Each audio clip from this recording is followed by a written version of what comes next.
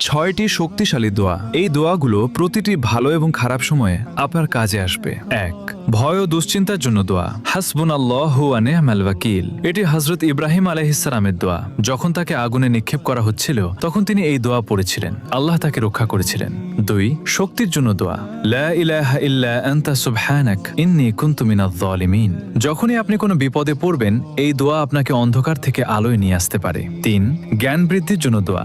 রব্বি জিদনি ইলমা। ৪. যে কোনো কিছু পাওয়ার দোয়া। রব্বি ইন্নী লিমা আনজালতা ইলাইয়া মিন খায়রিন ফাকির। এটি হযরত মুসা আলাইহিস সালামের দোয়া। যখন তিনি একা ও বিপদে ছিলেন তখন এই দোয়া করেছিলেন, আল্লাহ তার জন্য পথ খুলে দিয়েছিলেন। ৫. বরকত ও রিজিকের জন্য দোয়া। আল্লাহুম্মা বারিক লানা। ৬. মনের কষ্ট দূরের দোয়া। আল্লাহুম্মা ইন্নী আউযু বিকা মিনাল হাম্মি ওয়াল হাযান। এটি হযরত মুহাম্মদ সাল্লাল্লাহু আলাইহি ওয়াসাল্লামের দোয়া। তিনি কঠিন সময়ে এই দোয়া পড়তেন, এটি মনে প্রশান্তি এনে দেয়। সবাই কমেন্টে আলহামদুলিল্লাহ